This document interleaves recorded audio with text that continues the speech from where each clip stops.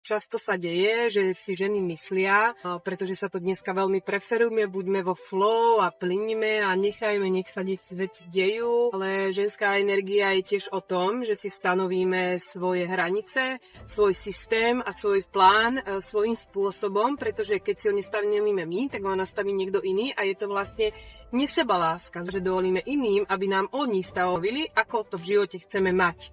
Prejav sebalásky, najväčšej sebalásky samej sebe, je práve nastaviť si svoj vlastný plán, nastaviť si, ako to v živote ja chcem. A to poznáte všetci, čo máte aj rodiny, deti, že všetci vám naplánujú život.